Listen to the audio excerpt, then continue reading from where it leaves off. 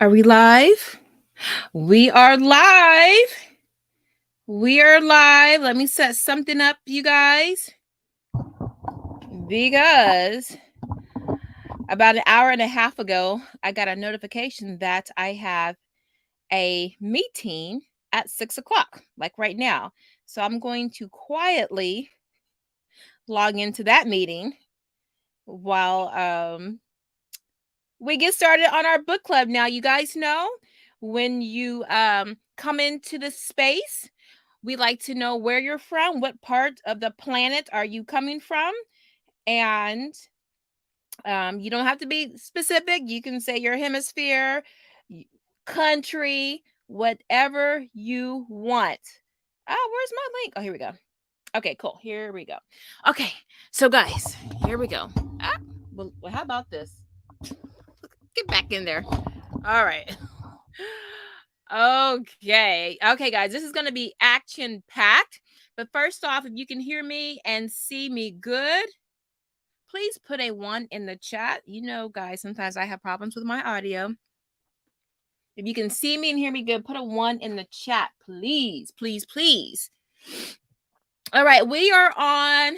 Thank you, Malibu. Thank you, thank you. Yes, girl, you made it. If you can hear me and see me good, please put a 1. Boom. Thank you, guys. Thank you, thank you. I appreciate that. I appreciate all of that. We got Wednesday, Miroshevich. Am I saying that right? Hey to you. Katesh, always in the house, our Ohio girl. We got Paige. Hey, Paige, long time no see. Oh my goodness, my chat is freezing. I can't scroll. What's going on? Hold on, guys. My chat's freezing. Might because I'm sharing. Let me stop sharing the screen. Okay, I figured it out. When I'm sharing my screen, I can't scroll through my comments. Okay, so let's get going. I hope you have your sips and your nips. I have cranberry juice with carbonated water and vitamin C. I'm starting to feel a little coming on. Hey, what's up, the Blue School? Okay, she is not logging me in. Okay, maybe she's not ready. Okay, nevertheless. Okay, so guys, congratulate. You know what? Pat yourself on the back. Those of you who have started with us from the beginning, we are on the 5th week of Atomic Habits by James Clear. And look, I did not know how I was going to get through 5-6 weeks of this, but we are almost at the end, okay? Just little small bites at a time. Now, listen, when we come into the space, I like to start with small wins, okay? And we've been doing this since last year. The reason for the small wins is to let you see from others what a small win is, okay? You might be thinking it has to be something grand, but when you see other people something atomic, and I was doing this before I read that book, but when you see examples of small wins, then you can better appreciate what you're doing in your life, okay? So if anybody wants to start with a small win, you know I got my crystal bell. I keep forgetting to bring my cowbell, but that's obnoxious. So maybe in another space and time. The Blue School says somewhere in the cold. Oh, yeah, y'all got the cold over there in the Midwest. I'm sorry for you guys. But the air is nice and fresh, so there's a little trade-off. Malibu says red raspberry tea and my feet. Girl, I'm going to give you a ring just for that. Taking care of your womb, your feet, and your mind. So I appreciate that. Okay, hey, coffee and cream. All right, y'all. Okay, so before we get started, I have the principles from James Clear's website. You know, the scorecard, the templates, the habit stacking, all of that stuff is in the description box down below. It's free. Download that. This is what it looks like. I didn't print out all of them, but they look like this. Oh, now I didn't link this down below because the link kept being like 20 lines long. But if you go to jamesclear.com, you can get the 30 days to a better habits workbook. Okay. Now he says workbook, but it's just a couple of, just, I think it's like 17 pages front and back. Okay. Now, this is what I used in the beginning. But once I saw it, I'm like, oh, I can totally do Sorry, James, I can do a totally different job than this, which I am. That's for another video. So if you want to get that and print that out, go ahead and do that. Okay. All right. Now, hold on. I cannot get into this meeting. What's going on? Is today the 31st? Yes, it is. Okay. So we are on week 5, the 4th and final law. And that law is make it satisfying. Now, what I'm going to show you in a minute, just to kind of recap, okay? But just know that today we're talking about the 4th law, make it satisfying. Now, for those of you just joining us, or for those of you still trying to get a footing for what's going on, or maybe you didn't get some things might have just gone over your head, or you've just had a busy, time lately, and you haven't been able to really delve into everything. I'm going to show you my screen. This is the cheat sheet, okay? This is from Jane. If you have the book, you'll have the link directly to this cheat sheet. And this cheat sheet goes over all of the laws. Okay, hold on. I have a comment. I want to make sure I stay caught up with the comments. Do you have the StreamYard link for this live? You mean when this is over? Or do you mean to come in on the panel, the Blue School? If you want to come in on the panel, I can send that to you really quickly. I do have your email. I'm going to have to, if that's what you're asking, do you want the link to come on the panel, the Blue School? If so, put yes, and then I'll quickly send that link to you, okay? All right, let me, okay, so guys, so this is the cheat sheet. So this is a recap, a summary of all of the laws, okay? And if you can see that, put a 1 in the chat. If you can see it should say how to create a good habit. If you can see that, put a 1 in the chat. Can y'all see that? I always forget how to share my screen. Oh, add to stream. Oh, it worked. Okay. Good things happen when you read directions and understand them. So you guys should be able to see it. But if it's too small, let me know if the screen is too small. Maybe I can just get myself out of here. Oh, boom. Okay, now I have to remember how I did that. Okay, so you should be able to see this because I can see this. All right, so you have how to create a good habit, okay? And just a quick recap. Okay, I'm feeling anxious. If you guys can see my screen where it says how to create a good habit, please put a 1 in the chat. No one's doing that, so I don't know if you see me or the other screen.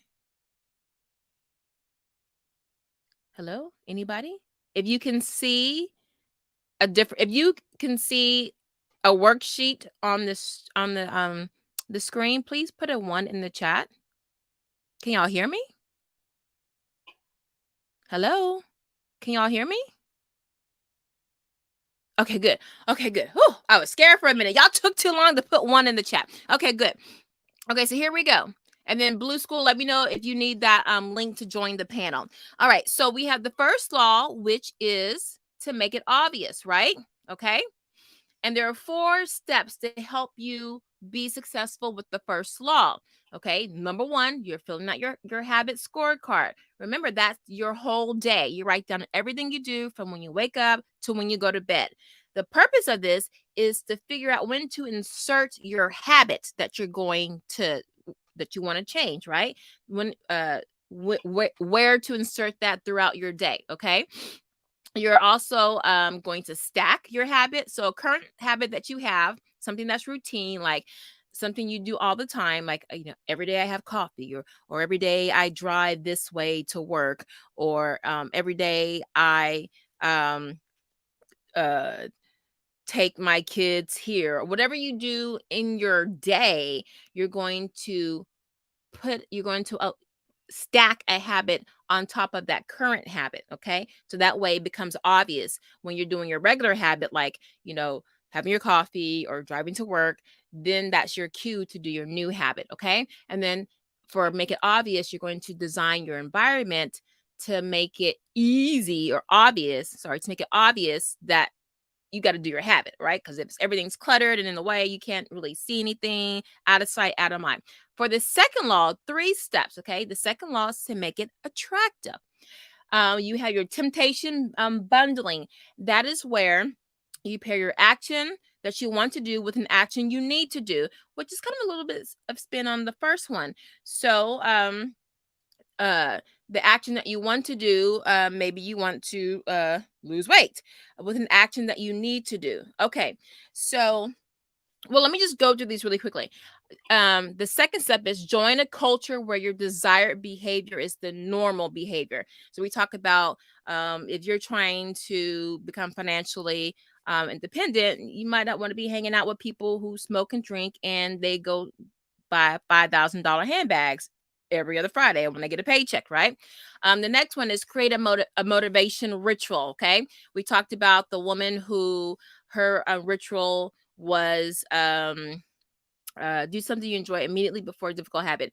So a motivation ritual could be something briefly that you do that um, kind of puts you in the mood for your ritual, okay, or for the habit that you're going to do, okay, and you want to make it something enjoyable, especially if your habit is difficult, okay. Now for the temptation bundling, I have there's a template that packet that I showed you.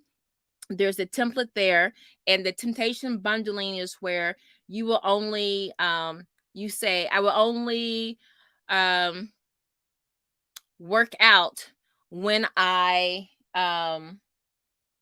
need to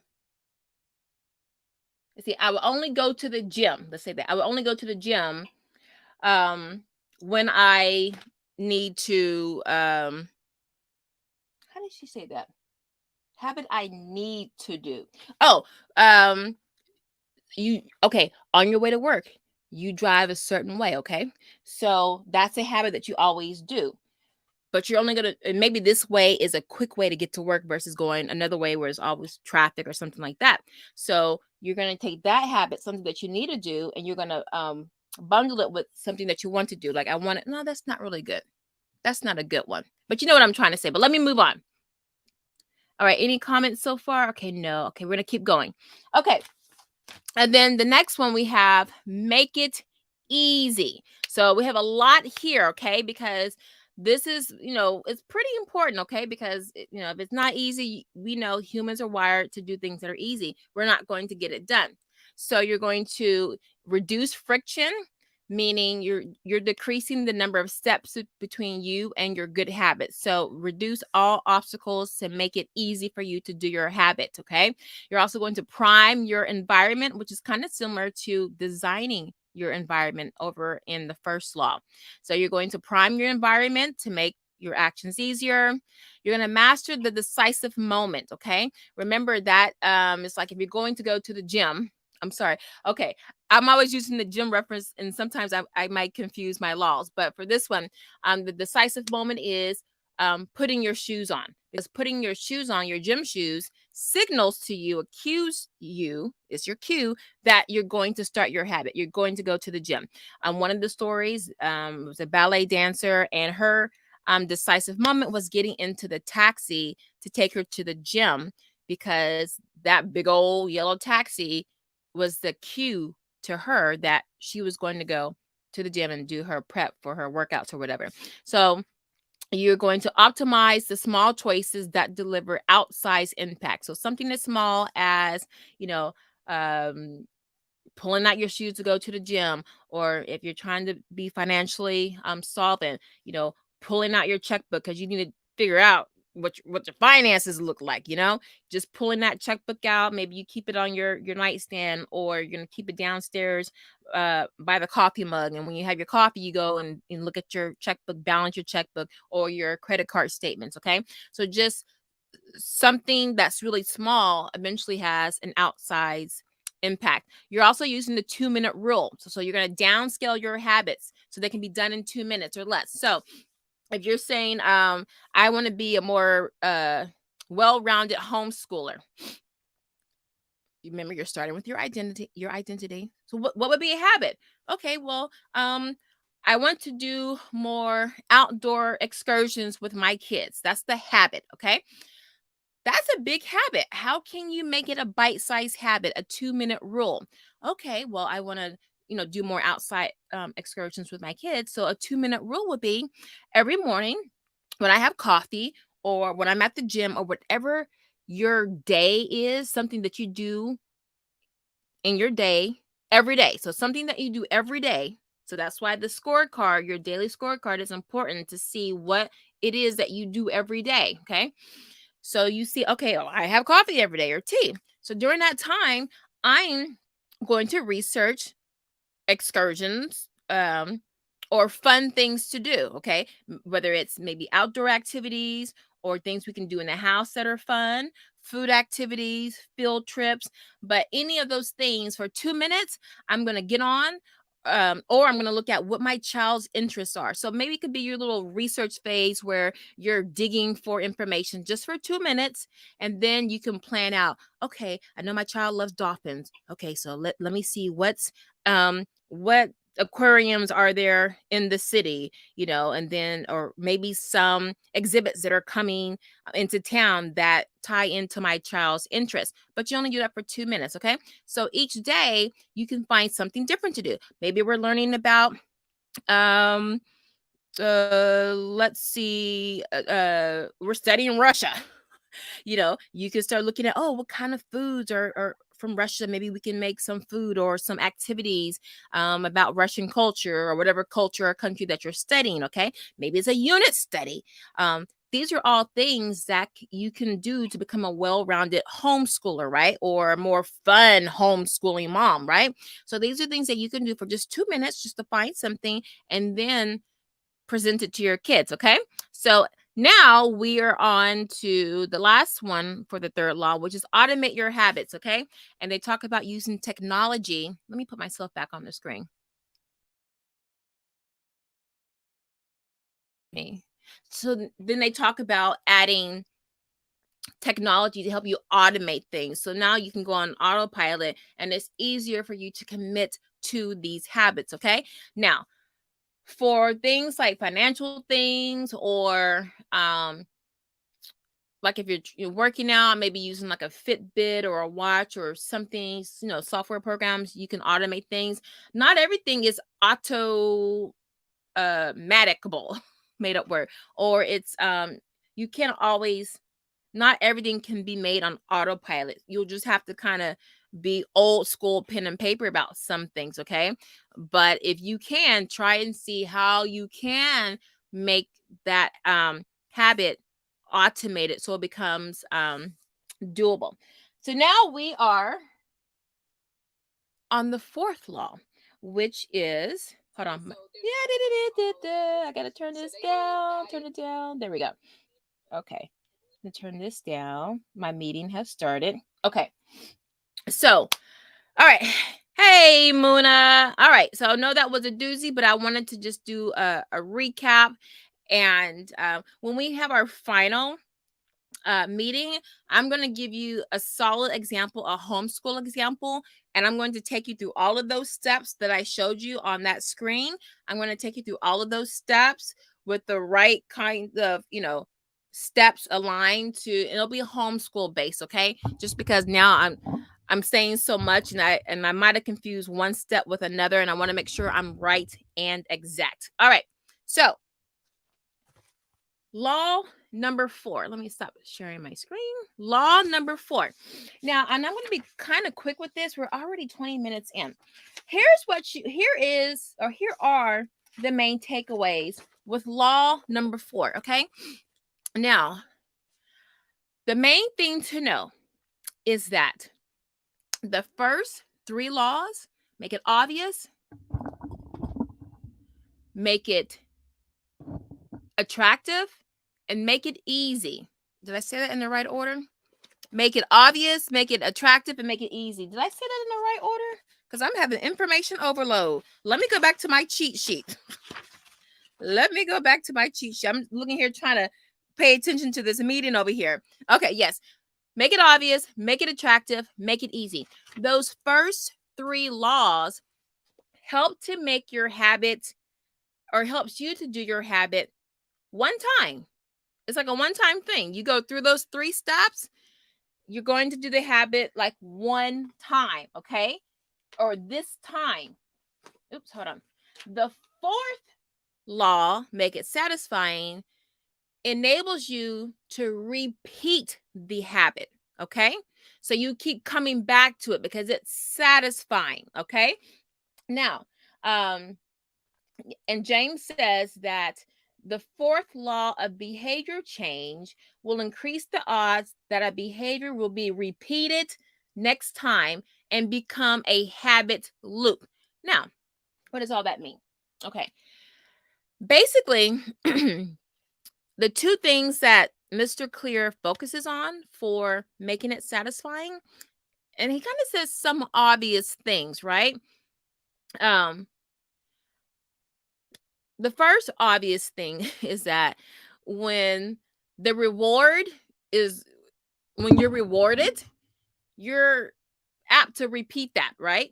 Something that's rewarding, you're going to repeat it, okay?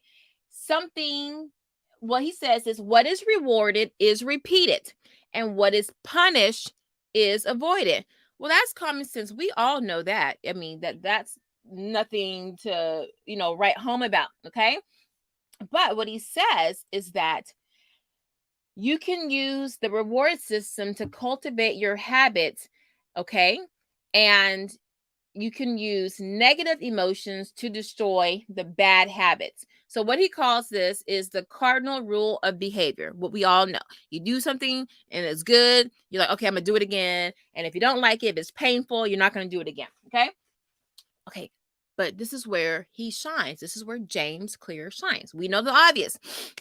So he says, because human beings, since the beginning of human time on this planet, we were always in survival mode to stay alive from animals, to have shelter, to have food, to find food, to not be eaten up or gobbled up by animals or other people. So we were always in survival mode, and because we were in survival mode, we didn't have the luxury of thinking a day ahead. We had to live in the now. What we're going to eat today, what we're going to gather or forage, what did you hunt any animals and kill them? Do we have any? Is our shelter secure for tonight? As we evolved over time, we still had this instant gratification because we needed it, because we were going to perish. So now that we're in modern times, we still brought the immediate instant satisfaction. What did he call it? Okay, they give it all. These scientists give these actions all kinds of words. Immediate return environment, okay, versus a delayed return environment. So all he's saying is, because we are wired to want something that's instant and pleasurable, we're more apt to do it. But when it's delayed, we're just not going to do it because we're just not wired for that. But now in this modern age, we're kind of slowly moving toward that way. For instance, you work, especially if you're a teacher, you work. You get paid once a month. That is extreme delayed gratification, right? You work, starting August 1st, you start teaching, August 31st or August 30th, you get your paycheck. You work out, you're not going to see muscles or a flat belly the next day. It's going to take you a couple of weeks, maybe a couple of months, depending on how you're starting, what you're working with. So the things that a lot of us we do in society now, it's really a delayed gratification environment. He's saying, take what you already do in life, working and then getting paid, working out, then seeing results. Maybe you're remodeling your house is a disaster, but the end result months from now would be, a beautiful house of your dreams. If you're a gardener, oh my goodness, you plop that seed in, might take a week, might take a month before that seed, sprouts, and then it'll take another month or a couple of months. Or if you're doing pumpkins or gourds or something like that, it might take you 6-7 months before you see that fruit. So that's delayed gratification. So for a lot of our habits, we have to switch our mindset to know that while we're waiting for that delayed gratification, we have to schedule in immediate gratification, because our mind is still wired from the primitive times where we still need that instant feedback. So while we're making that 1% improvement every day, right? We got to put in some immediate satisfying rewards throughout until we see that first line of success. Remember the temperature analysis from the first week, where it's like, 1 degree, 1 degree, 1 degree. You're not noticing those degrees increasing or decreasing until you get to 32 degrees, and then water is freezing, or if you do the opposite, water starts to melt. So but it went from that 1 degree of, say, 30 degrees to 31. That was a 1% change, but then the water went from liquid to frozen, or from frozen to liquid. So for us, when you decide what your habit's going to be, know that it's going to be a delayed gratification. It's important to find the habits and to make it satisfying. Now, Nikki, how do I make it satisfying? All right. Now, curiously, he doesn't give you a lot of examples in the book for how to make something satisfying. So I found some alternative sources online, like a data bank of how you can make certain kinds of habits satisfying, whether it's in the finance world, the fitness world, the health world, the just personal what do you call it, personal world.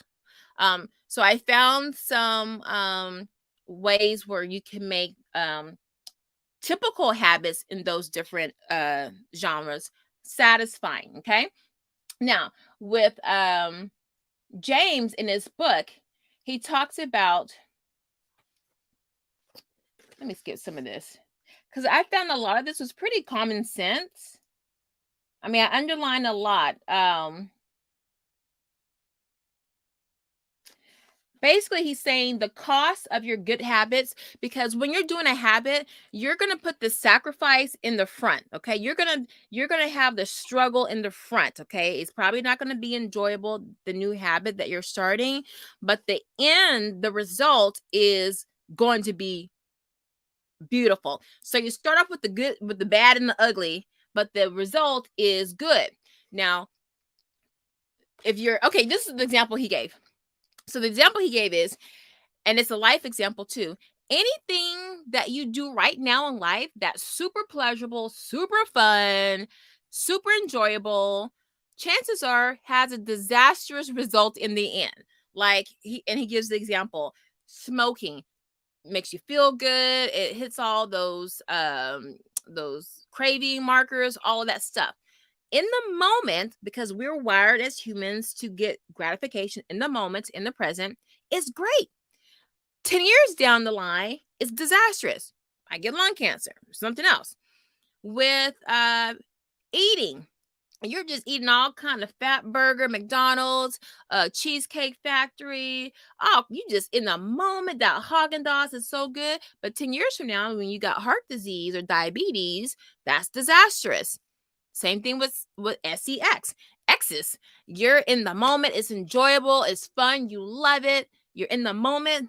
But, if you're doing it unsafe, in a couple of days or weeks or months, you might have an STD, something disastrous. So he says, whenever you're doing something and it's got all these good trappings, be aware the result might not be what you want. But if you flip that and put it in inverse, if you're doing something and you got to put some struggle into it, it's a lot of work, more than likely the end is going to be glorious. Okay. So does that make sense? Anyone have any questions so far? Homeschool habit example would be great.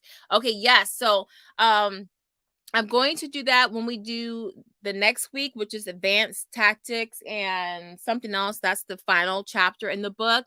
And I'm going to, and I'll I'll have a printable for it. I'm still working on it.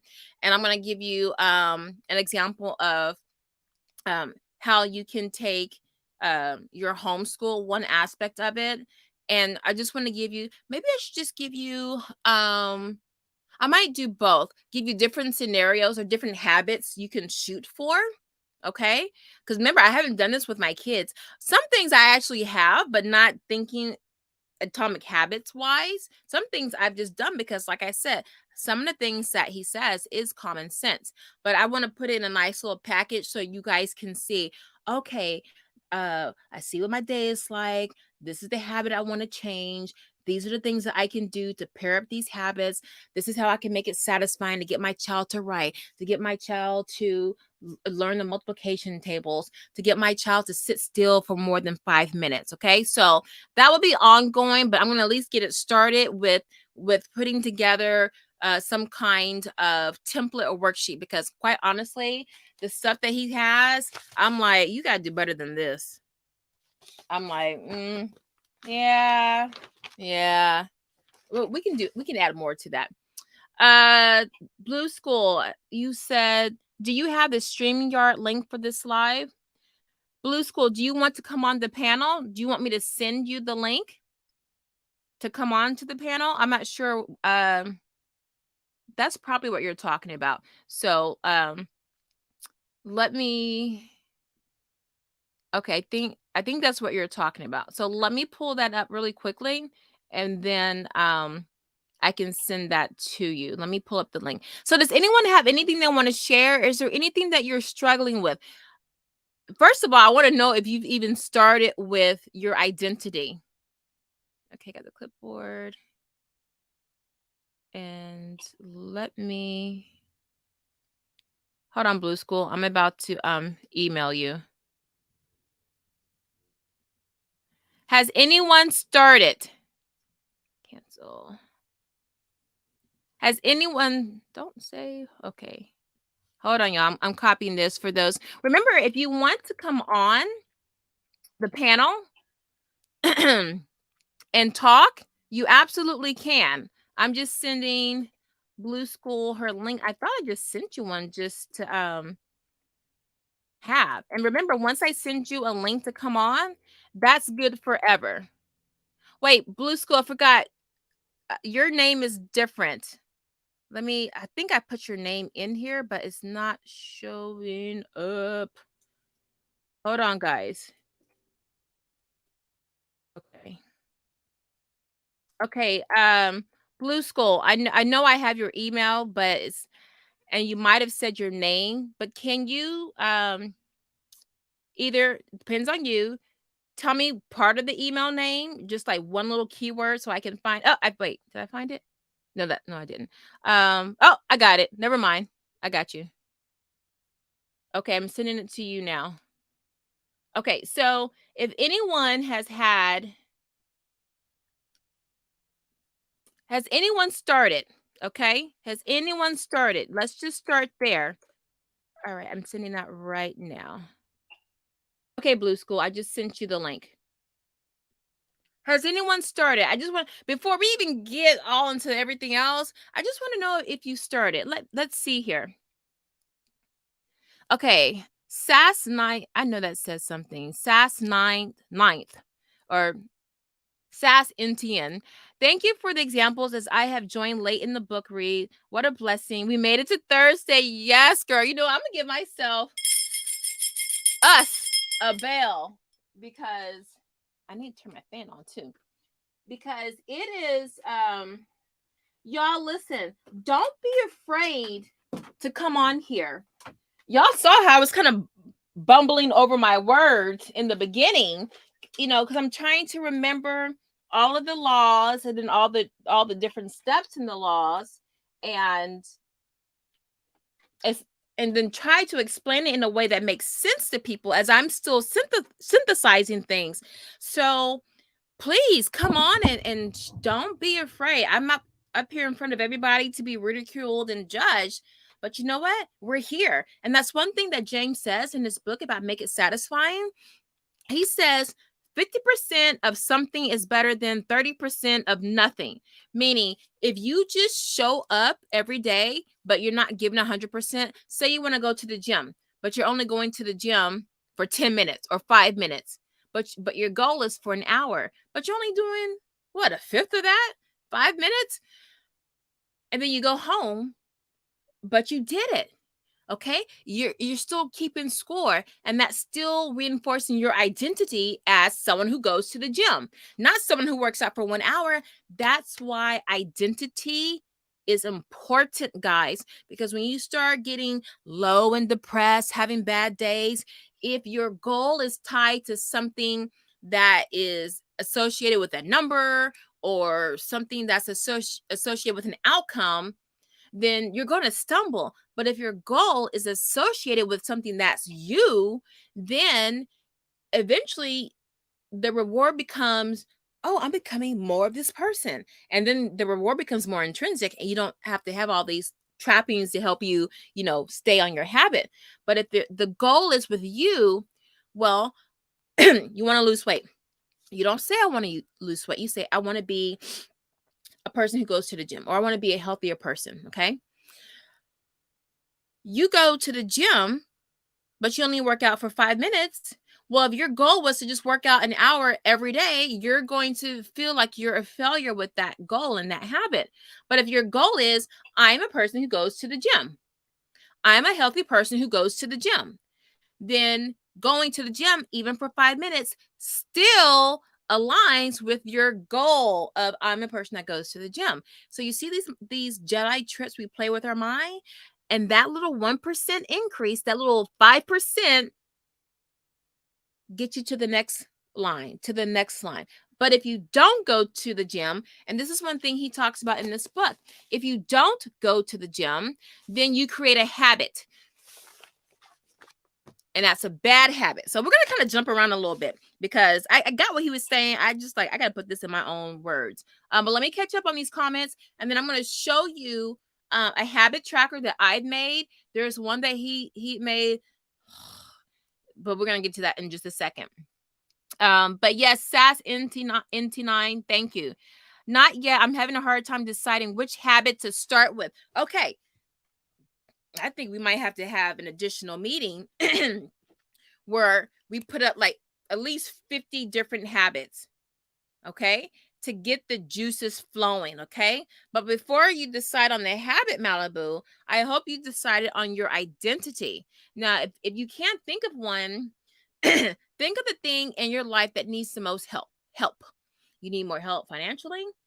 And I'm talking about the bigger categories that consume most people. It's your health, your wealth, your relationships, okay? And then your personal dealings with a higher power, whatever that may be. So if you look at those major categories, and then let's just throw in homeschool, since we're all mainly homeschoolers and my homesteaders, right? Okay. So think of those categories, something regarding health, something regarding your money, something regarding your relationships, maybe something with your marriage, or you want to get married, or you want to be a happy single person, whatever that is, it's still a relationship, right? Maybe a relationship with your parent, your mom, or a friend, but it's still a relationship with your kids. Okay. If you're a homeschooler, what is the most pressing need in your homeschool? Okay. I need to be more patient. I need to be more patient with my kids. Okay. Your identity could be, I'm a patient homeschooling mom, or a homeschooling dad, or just a homeschooler. Okay. I am if you're homesteading, because I have people over from my homesteading channel, you desperately want to homestead, but you ain't got no land, you ain't got no animals, you ain't got nothing, but your heart and spirit says homesteader, right? All right, so you start there. I want to be a homesteader. What does that look like? Now let me start looking at the things that homesteaders that are homesteaders right now, what are they doing? And let me pick one of those habits. Do you want to focus on gardening? Do you want to focus on making your own food, or just stocking up your house with food? So think of the things that you need that are the most pressing, and then figure out what category would that belong in. Finances, relationships, health, gardening, whatever, okay? Or if you want to write a book, that would be relationships with self, okay? Self-improvement. Think of something that you want to do. Do you want to learn a new language? For me, my identity is I want to be an herbalist. I really want to learn how to grow, cultivate, and make and have herbal remedies to help my family and myself, not only for if we're sick, but also to have optimal health. Okay. So just think in terms of either something that you really want to do or something you really, really need help with. Start with that identity. Okay. And then if you guys are still struggling with that, then we can have another get together where we just brainstorm all kinds of identities. And then once we find out some identities, I'll be on this laptop. I know how to research. I'll be on this team. I'm like, look, okay, we got about 15 different identities. All right, let's go find out what kind of habits are associated with these identities. And then we're going to figure it out, okay? But we're getting there. All right. Love, Katesh says, yes, I have started and she started. Bing, bing, bing. I am finding some success. I think nothing noticeable. Remember, 1%, you're not going to see anything for a while, okay? But I am really taking that make it easy to heart. I do not generally stick with habit tracking, not sure how to implement. We're going to talk about the habit tracking because I don't like what he gives you guys as examples, and we're going to fix that. Where we at? 41 minutes? Dang, that time went by fast. Okay. Oh, shoot. Okay, I'm missing some parts. And they do not record the webinar. Okay. Mona, I'm trying to get on the habit everything. Everything very belong, touch it once. Okay, Mona, I'm not sure what you're saying, but it seems like you're trying to figure out, you're trying to get on your habit for everything, touch it once. Mona, come back to me with that question again, okay? So I can figure out what you're saying so I can help you. SAS 19.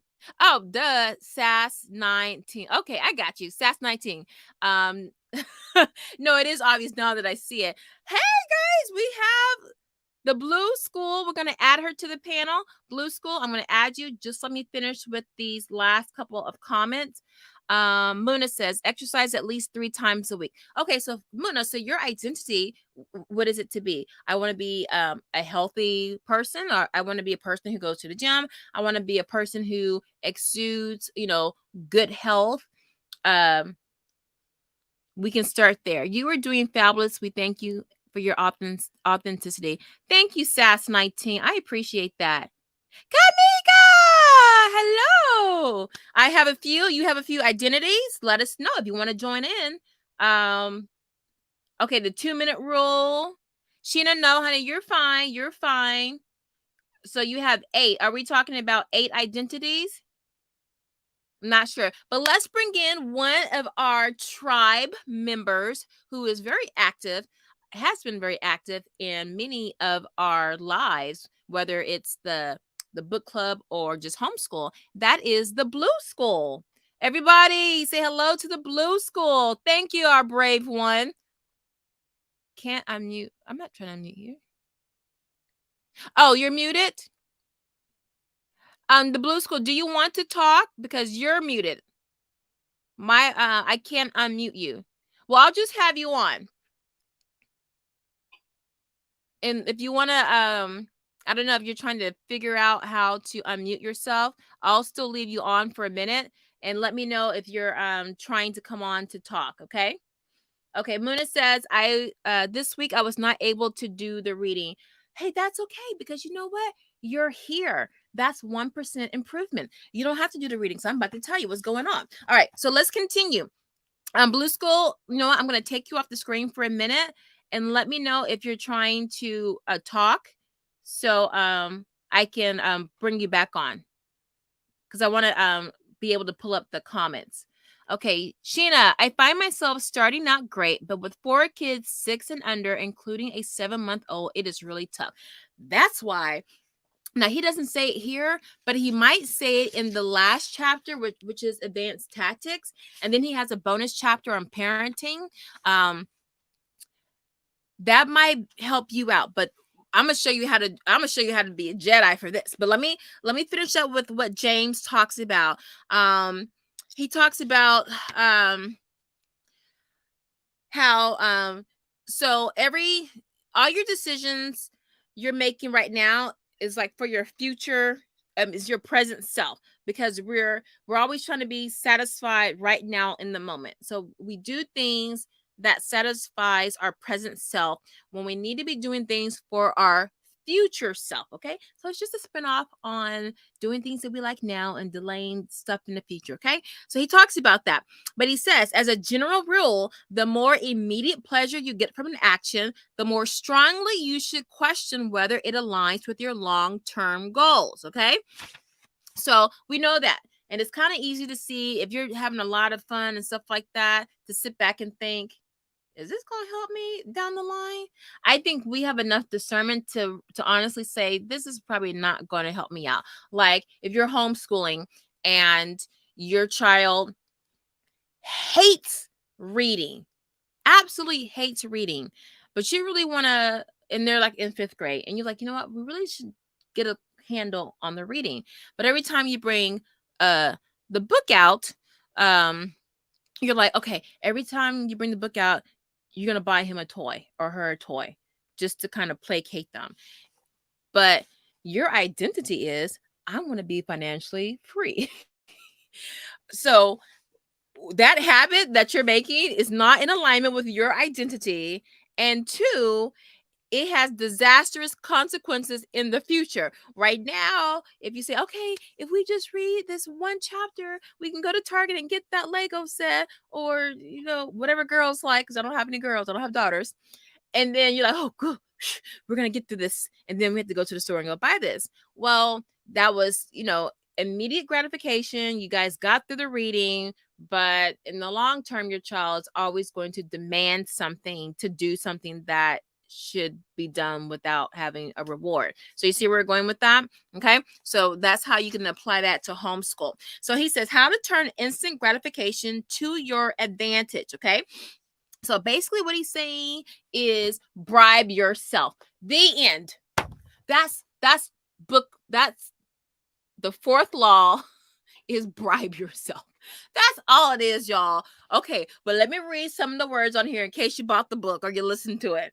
Okay, he talks about how you want the ending of your habit to be satisfying. So the best approach is to use, drum roll, reinforcement, aka bribe, right? Okay. He goes on to say that habit stacking. Remember habit stacking? You take a current habit that you do, like drinking coffee in the morning, and you stack it with the habit that the new habit that you want. Okay, like if you're trying to lose weight, and you need to take your supplements. So when you drink your coffee, you take your supplements. Okay, so that you're stacking those 2 habits. The current habit that you have, that's aligned with the new habit that you're starting. The Blue School, did you want to come on? I'm still waiting, baby.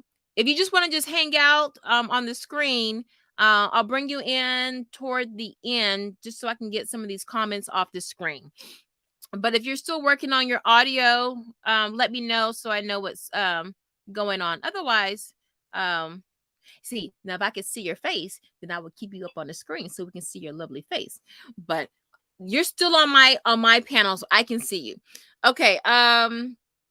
So reinforcement ties your habit to an immediate action. Duh.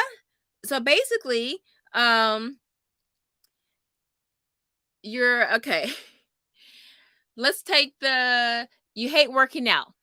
You go to the gym for 5 minutes and then you come home. Okay.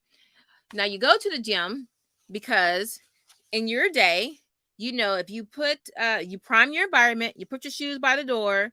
As soon as you see your shoes, that's your cue to put your shoes on to go to the gym. You're only going to go for 5 minutes because that's all you have in your heart. After you do this habit that you don't really want to do, excuse me, you need some kind of reinforcement to make it satisfying, right? So maybe, remember, you don't want a reinforcement that's going to nullify the habit. So you're not going to Dunkin' Donuts after the gym. Maybe you can get on social media, or you can put $5 in a kitty, and at the end of the month, with all the $5 that you've earned for going to the gym, you can buy a new workout outfit, or a new smoothie shaker or something like that. It's something that preferably reinforces the new habit. Okay, so that way you can get further along in it. So basically, you're just trying to find a way to satisfy the habit, because chances are you're going to be sacrificing with this habit. It's going to be hard, because remember, it's hard in the beginning, but the payoff is toward the end. So to keep you motivated, you're basically bribing yourself, but hopefully you're bribing yourself in a good way that aligns with your identity. Okay. So if you're trying to, become financially solvent, you don't want to bribe yourself with, buying $10 Starbucks lattes, right? Okay. So that's basically all he's saying. Okay. And then the opposite is, if you want to stop a bad habit, you want to make it invisible, right? So you just hide everything. Okay. That's basically it. And then eventually, when you're doing your little 1%, the 5 minutes at the gym, eventually you start to believe that you are a healthy person that goes to the gym. You are a peaceful or fun homeschooler. Then just having that knowledge starts to become your reinforcement, and you don't need the external things, because now you're starting to believe it. That's probably when you're closer to that 32-degree change in temperature. That's when you're real close to that. And then once you hit it, boom, now the internal part kicks in, and you don't need all those little crutches from before. Okay. So he says your identity will eventually become your reinforcer. Incentives, aka bribes, aka reinforcements, these start the habit. Identity will sustain your habit. That's why it's important to start at the beginning with this. I cannot stress that enough. Oh, I don't have the worksheet for identity. Maybe it's in here. That's why it's important to not skip that first step. Yeah, it's in here.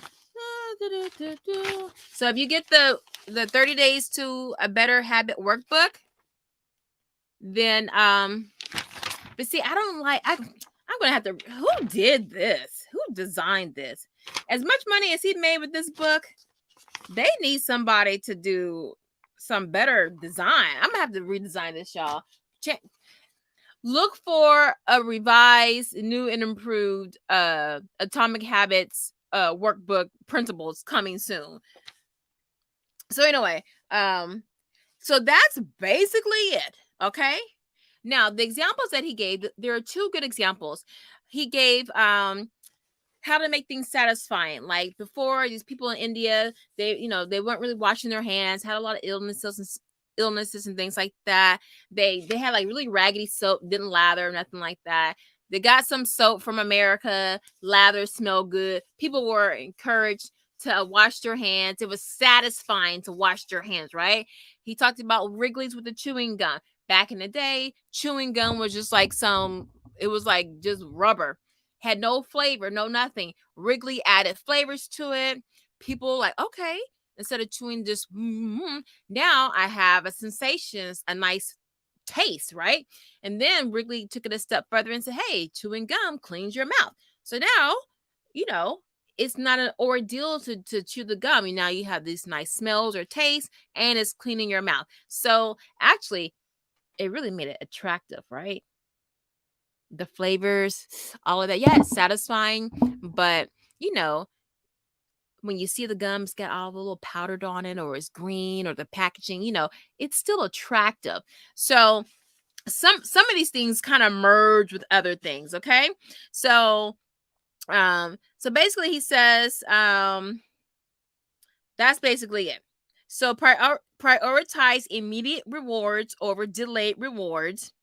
You're more likely to repeat, and I'm reading the summary. You're more likely to repeat a good behavior. You're more likely to repeat a behavior when the experience is satisfying. The cardinal rule of behavior change: what is immediately rewarded is repeated. What is immediately punished is avoided.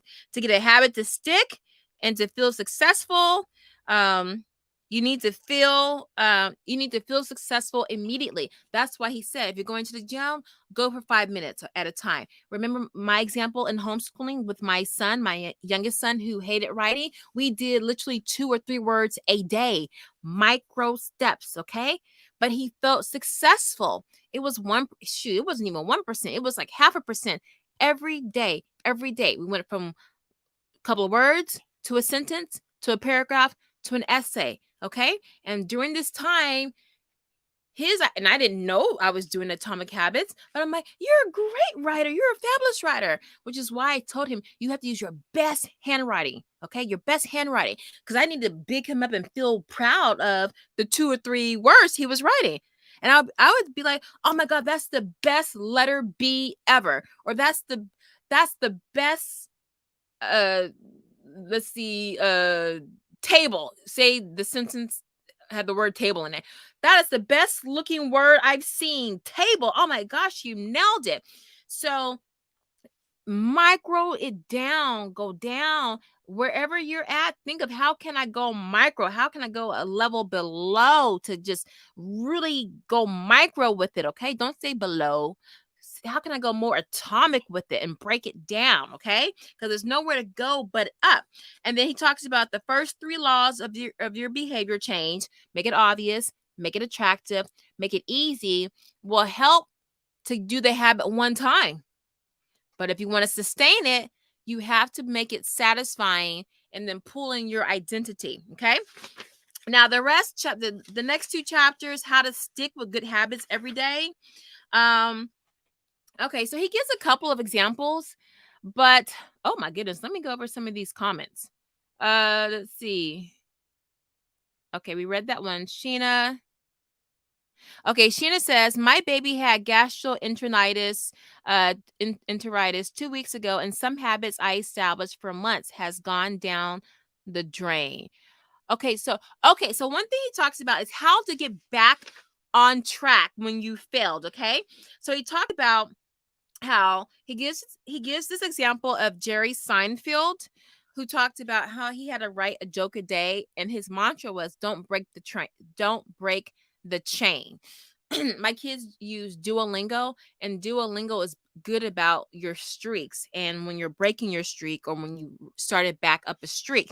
Now, what he talks about is when you fall off the wagon, immediately get back on, because every day that you don't do your new habit becomes a habit of not doing it, right? So he gives an example of it's 150%, where if you do something, okay, here we go. Okay, you don't realize how valuable it is to just show up on your bad, busy days, Sheena, okay? Lost days hurt you more.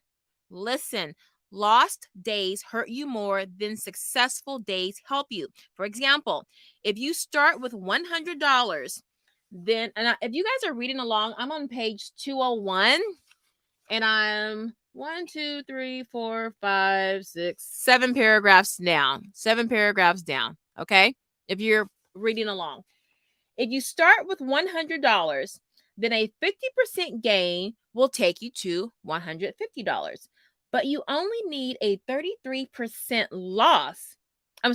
But you only need a 33% loss to take you back to $100.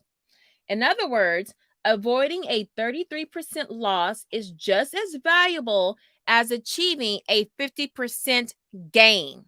Does that make sense? Because what's happening is that just doing something still puts you ahead.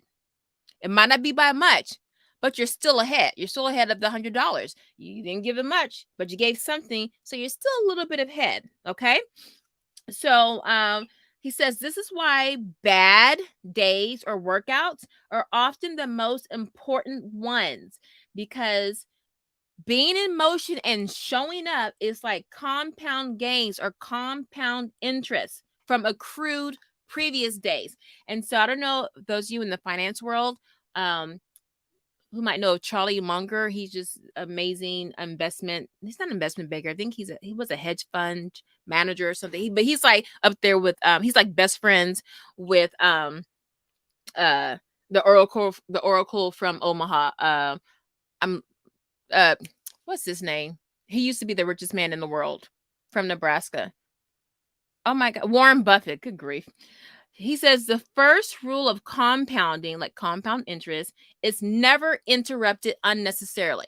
So, like for you, Sheena, okay, you going good and strong for 2 weeks, okay? Things that you had established for months, but things have kind of gone down the drain, okay? So now you're starting to establish a habit of not doing those habits that you set up that have been going fine. You get right back on the next day and you start. It doesn't matter. You just it could be bad and ugly. That's why when I tell you guys, when you're having a bad homeschool day, just drop everything and do something fun, because it's still a homeschool day. So you just got to take, it's a loss, but it's a win at the same time.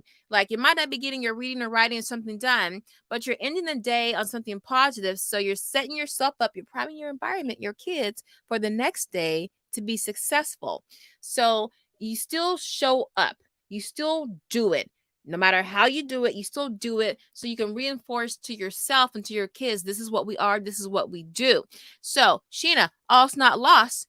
You just, if you want to use the atomic habit worksheets to help readjust what you're doing, and then you can feel like, you know what, I'm a mom. See, I don't remember exactly what gastroenteritis, but I know it has something to do with the gut.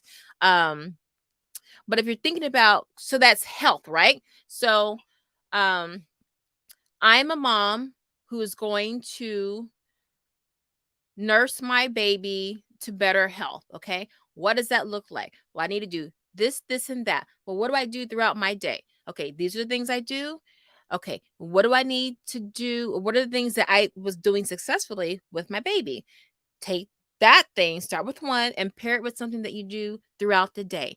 Start with that and get back on track. Okay. And when you start to fall off, you do something that day. I don't care how small it is, that will convince yourself, okay, well, I did something today. I'm still fulfilling and living up to my end of the contract or the bargain. Okay.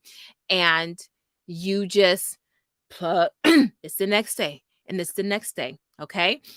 So we're all going to have those bad days, guys. The main thing is to show up the next day, no matter how bad that day was. That's how you win in the end. Okay. Yes, we are sorry, because, and I don't know how old your baby is, but no matter the age, you know, when your child is not in the best of health, like my son, he's got, I think it's sinusitis, um but we've been battling this and it's been going on for years, and I totally understand when you've been trying something, maybe it works, or maybe something doesn't work, or something comes up and you get off your game, and then it's, oh my, I gotta start all over again. I lost all of my gains, or now my child doesn't want to do it. They don't believe in it anymore. And now you're trying to like get back into the game, but you get back into the game. Okay. Just little readjustments up here. Makes sense. I'm going to have to start my routine again. That's right. And remember, if you tie it to yourself and you don't look at a specific little goal, you won't get depressed about it. You'll just know, okay, I haven't hit that goal yet, but I know it's coming. I'm still doing my 1%. And remember, write down all the things that you've been doing and then think how you can atomic level it smaller. Okay. Remember, we want 1%. Y'all don't understand what 1% a day is. 1% a day is like with the writing, doing 2 or 3 words a day to make a sentence. Atomic is you cannot see it. It is tiny. It is microscopically tiny. It is tinier than tiny. Okay. That's how you can continue to do it because it's not taking to, remember what we talked about in previous weeks? Our brain, our body is not wired to put out a lot of energy. Our body wants to conserve that energy. That's why it's just 1%. It's so not noticeable. Okay. If you're noticing that, oh, thank you, Kamika. Yes, Warren Buffett. If you're noticing it, try to pare it down a little bit more, just a little bit more. Okay. You might be doing too much and then you burn out. So just go super, like a long, slow burning flame. It was a viral infection. He had lots of diarrhea. He's okay now. Oh, 7 months. Okay.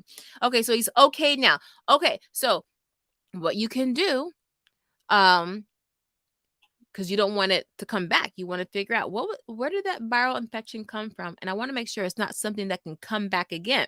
But since he's okay now, quickly, while it's fresh in your mind, write down all the things you did, whether it worked out or it didn't work out, okay? And start, especially with moms that have little ones, especially if it's your first one. I wish I had done, I need to do a video, what I wish I had done differently as a new mom or new homeschooler. You need to keep, back in the day, grandmas always had some kind of journal. They were writing something, whether it was recipes or their money. They had journals. If you write down, get a small, just a little notebook, or just take some paper and staple it together and then write down everything that just happened. Okay. Just so you don't have to reinvent the wheel. And you can see, okay, because if something happens again, you might be able to start seeing patterns, okay, which in turn helps you. That's information you can use, okay? So all of these little things are little crutches to help you for the next time, because it might not happen anytime soon. It might happen next year, or it might happen to another child or to you. So now you can easily figure out, okay, well, I know I need to have this on hand, these remedies, blah, blah, blah, blah, blah. And then you can go from there. So, but it seems like things are resolved. He's okay. And so now you can move on to another identity, right? All right. So I'm going to wrap this up. Okay. So how to quickly recover when your habits break down. Okay. Just know, he says, never miss twice. So your child hates math. Maybe they're working on long division. And you're like, you know what? It's such a battle every day. Let's just skip division tomorrow. Don't do it. Say, okay, you know what? We're gonna do atomic level it down. We're going to do one division problem tomorrow. Now, they would never do this in a public school. That's why we homeschool, okay? Because in the school system, they just have to tough it out, start getting crushed, their confidence, all of that. So we don't want that. Pare it down. One problem, or only the even number problems, or the odd number problems, or the problems at the top of the page, or do some math in the kitchen, but atomic level it down. Your child has the attention span of a gnat. Okay. Let's play this memory game. Memory game that helps build your working memory, how long you can hold information. And when you're concentrating on holding this information, your body's still. Let's atomic level, let's just put the cards out on the table. That might take 30 seconds, right? Because say if you have 24 cards, you're finding a match, just putting all the cards down, they might be all over the place, just trying to put the cards down on the table. Sometimes you have to go way atomic level down, back to the beginning of the universe. So that's what we do, Mom. But here you go. Put all the cards down. Let me see. I got cards right here. You put all the cards down because I filmed the video. You put all the cards down. By the time you get all the cards down, you're like, oh my God, it took like 20 minutes to place all the cards on the table. He only ran around the table 3 times, or he only hid under the table, or whatever. Let's see if he's ready to turn the cards over and start finding matches. You got to go atomic down, okay? if your child can get to the point where they can have all the cards on the table, let's just find one match today. Or let's just turn over 3 sets of cards. If we don't find a match, no problem. We're just learning. We're just working on that. We're working toward that. So you want to atomic level everything down as much as possible. Okay? And then, what does he say? Okay, so if you say to yourself, you'll never miss twice, you avoid creating a new habit, which is the habit of not doing what you want to be doing, which becomes a bad habit. All right. And then it spirals, away. Okay. You overdose on pizza on Friday night. You're like, okay, I'm not going to do it again because I'm on, I'm on a eating plan to eat better. I'm a healthy person who eats healthy. And you have Little Caesar's pizza with pepperoni and pineapple on barbecue sauce on Friday night. So you go Saturday, okay, I'm going to eat healthy, okay? But then Saturday, your girlfriend's like, girl, do you know, YouTube is, they're a concert, they're in town, or so-and-so is having a birthday party. Let's, go over there. And you're like, oh, okay, you go, and then you have some, chicken wings and cake. Boom. Now that's 2 days. Now you're starting a habit of eating bad food that is not in alignment with you being a person who is a healthy person who eats healthy, right? Okay, so he says, the first mistake is never the one that ruins you. It is the spiral of repeated mistakes that follow. Missing one time is an accident. Missing twice is the start of a new habit. Really, y'all, this is all you need to know about making it satisfying. Okay, is giving yourself incentives or bribes, and then if that don't work and you fall off the wagon, you do that one time, and then you get back on the wagon. That is the sum and total of the fourth law. But if you want more details, let's go on. Okay. So basically he says, if you just show up, even if it's a bad day, it's not successful, you don't want to put up a 0. So not doing it is bad. That's a 0. Doing something still moves you on the dial toward the 1%. Okay. So he says, don't let losses, i.e. not showing up, eat into your compound interest. Okay. All right. And then he says, be careful with your incentives because they could like bite you in the butt. You know what I said about you can get tied up into the incentive and then lose sight of why you're doing the habit. So he's like, be mindful of that.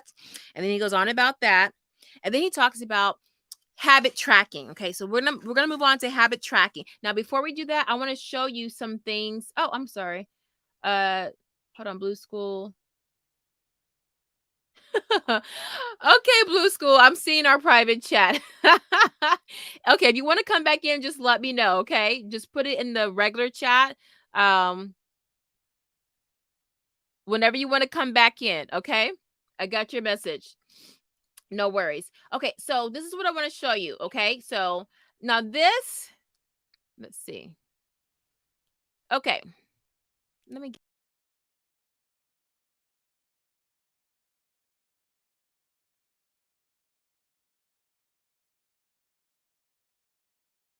the stream. Okay. Oh, okay, Blue School. Hold on, I might have to. Okay, hopefully you guys can see that. So 21 days to create a habit.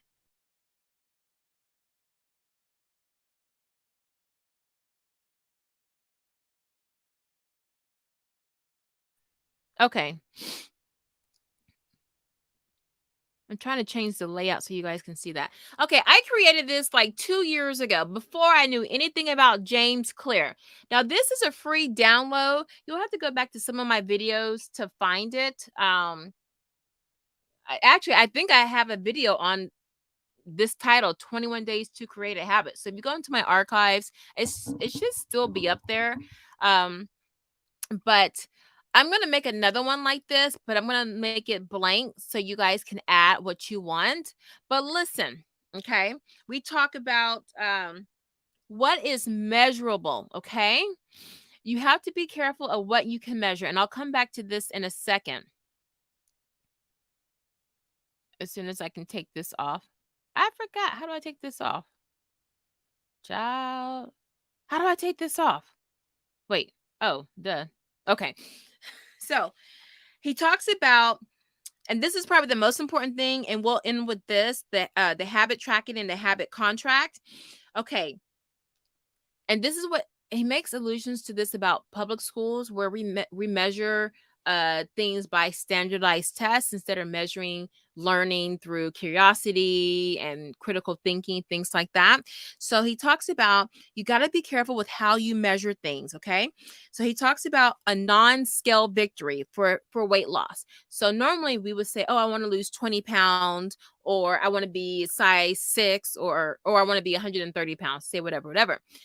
So we're looking at the scale as a measurement, when in reality, you can be losing weight, but the scale looks like you're gaining weight because maybe you're working out and you're gaining muscle, right? So he says, okay, well, other ways to measure weight loss would be, how do your clothes fit on you? Maybe your skin is looking really good, okay? Or maybe your SCX drive is boosting up. So those are telltale markers that you can measure to see that you're making progress, okay? Looking at a scale will give you false readings, right?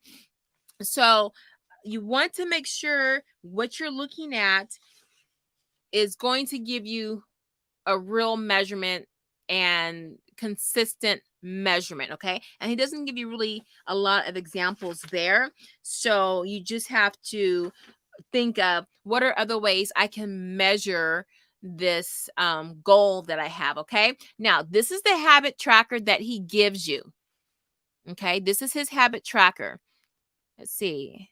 Let me take my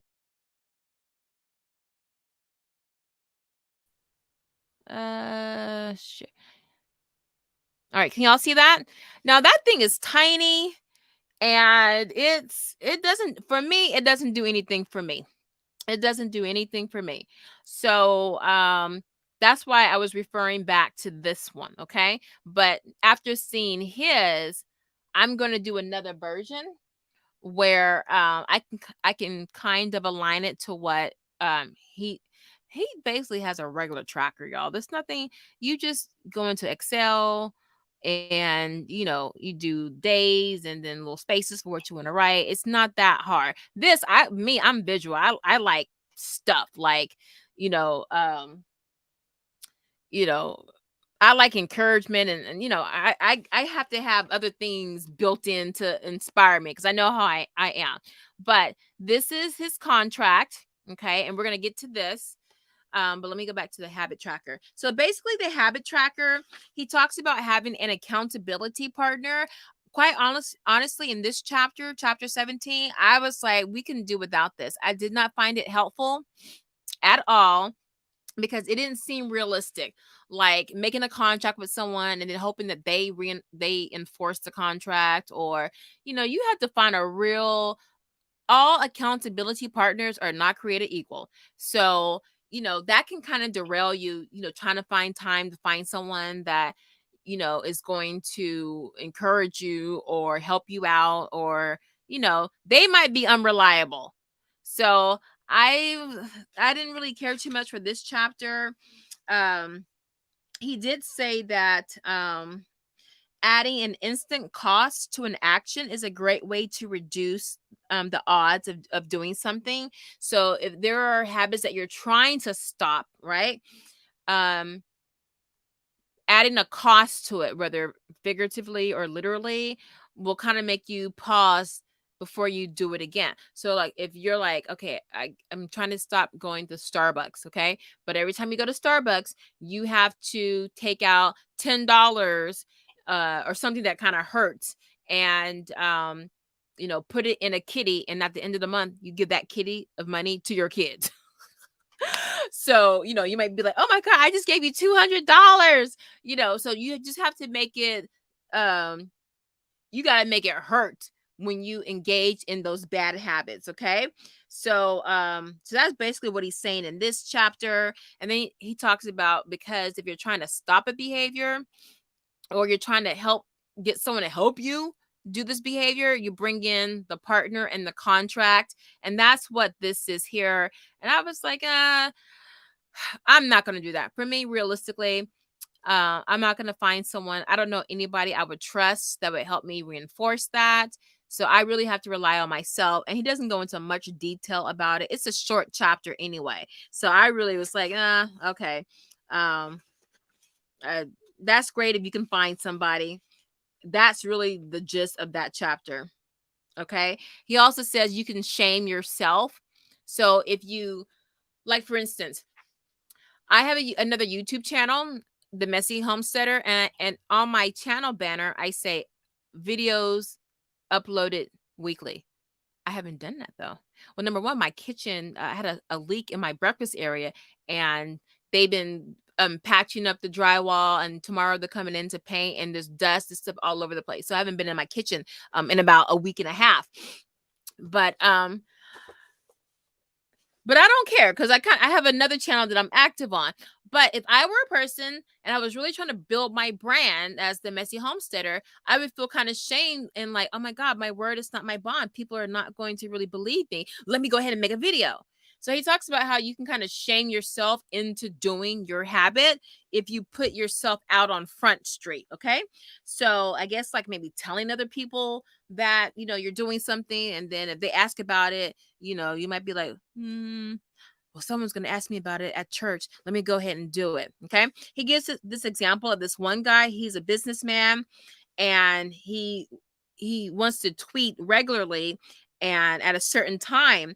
And he has his automatic tweet that goes out, and it says, it's 6:10 in the morning and I'm not up because I'm lazy. Reply to this for $5 via PayPal, limit 5, assuming my alarm didn't malfunction. So he kind of is shaming himself and adding a cost to his bad habit of not waking up. So he has this automatic tweet that goes out at 6:10 if he's not up by then, and it's going to cost him, because 5 people are going to get $5. So every time he doesn't get up and tweet, like in real life, it's going to cost him $25, and the shame of people knowing you didn't get up and do it. That's all. That's the gist of that.